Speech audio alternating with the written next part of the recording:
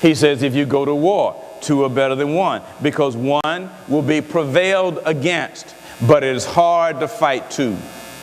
Particularly two who have like minds, who have like skill and training. They can stand back to back and slay lots of people coming against them. Book of 2 Corinthians, chapter 6, verse 14, the verse I quoted to you earlier. Be not unequally yoked together with unbelievers, because what fellowship hath righteousness with unrighteousness? What communion hath light with darkness? Galatians 6:10. As ye have therefore opportunity, we're talking about doing good or being kind to people of like mind. Let us do good to all men, but especially to those who are of the household of faith. Proverbs chapter 27, verse 17. Iron sharpens iron, so a man sharpens the countenance of his friend. You want to get a long-term vision. If you want to keep your long-term vision, if you want to be a long-term runner in the kingdom, you must fellowship. You must be kind towards people of like minds. Getting together with people in the church who come every blue moon and who don't want to do anything, even though they're in the church, their mind, their goal, their desires are not the same as yours. It is easier to burn hotter when you mix with somebody who's also burning.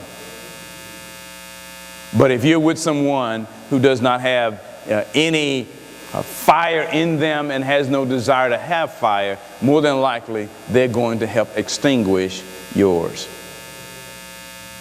If you want to be a long-term runner, get somebody who's also running. Proven fact, if you want to exercise and keep up your discipline of exercise, find a partner to work with. If you want to run, find a person to run with, because that accountability is vitally important. And that accountability helps you to be a long-term runner in the kingdom.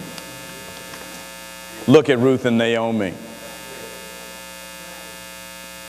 The only reason why you know about Ruth is because of a woman named Naomi. Naomi was a person who had wanted to change her name from pleasant to bitter because of all the things that life had dealt her. But yet she connected herself and acted kindly towards someone who was of like mind. And because of their union, both of them were helped. Both of them were redeemed by their kinsman redeemer. Both of them were able to rejoice in the birth of a child because they exercised brotherly kindness. If you see somebody going the same way as you, connect with them. It helps your long-term vision. And it helps their vision.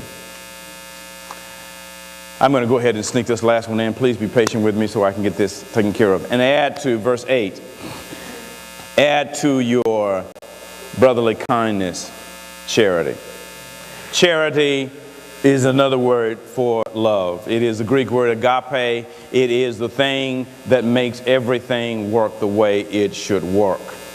Charity or love is the principle of being motivated by love in all that you do. Not just being kind towards people of like mind, but having a motivation that is based on love.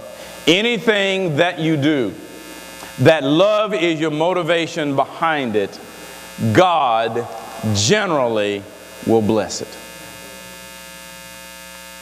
If your love for people is such that you want to have a home for girls who have pregnant and do not have a place to go, God will find a way to open up resources to bring resources to you, if that's your motivation. If you're motivated by love over a long term, it will help establish your vision and get you to the point where all that you do, God can bless. Mother Teresa, good example.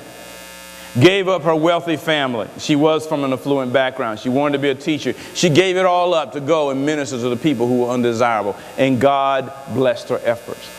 You look in the Bible of people like Hosea, who was motivated by his love for Gomer and didn't want to put her away. God blessed his efforts. You look at people like Russell Conwell, the founder of Temple University, who wanted to be a philanthropist and wanted to help preachers who did not have resources. God blessed his efforts. You look at people like J.C. Penney, who decided when God started blessing his retail business, God, I will live off 10%. I'll give you 90%. God blessed his efforts. And he opened up a farm so that people, ministers particularly, who had retired and had no place to go, could come and work on his farm and have food to eat and have a place to stay.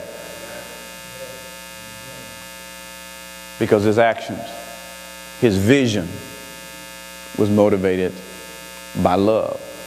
Not by getting rich, not by having people care for him, not by having people look up to him, not by people going to his retail stores. His only motivation was to love.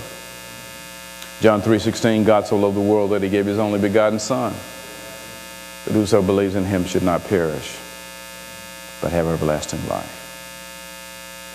Long-term vision has to be motivated by love.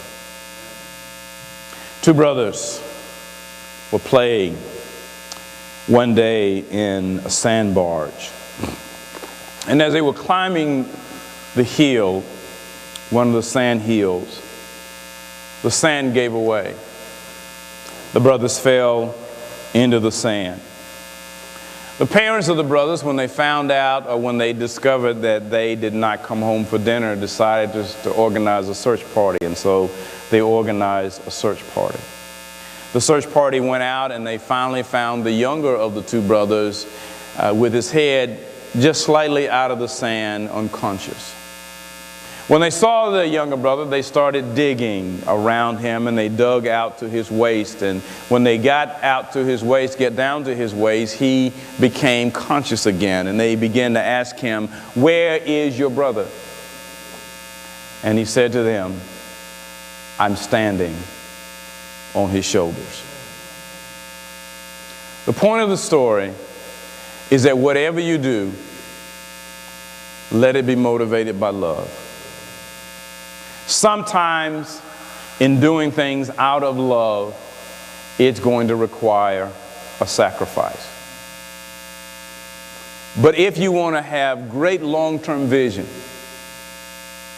it has to start with your desire of loving people, of loving the cause of God so great that you're willing to lay yourself out. And when God knows and God sees that you're willing to lay yourself out for his cause, nothing that you ask is impossible. If you want to see the people who are on drugs get delivered, if it's motivated by love, God will bless it. And God will cause it to prosper.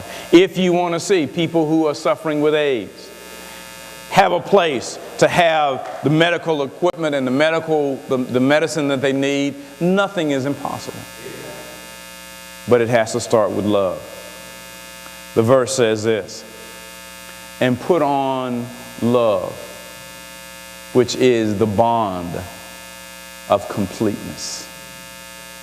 Whatever you do, whatever you desire, whatever your long-term vision is, make sure that when you do it, the motivation underlying it is your love. Your love for God, your love for your people, your love for whomever it is that you're ministering to.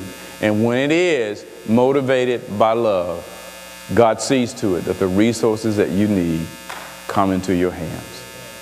Let's pray.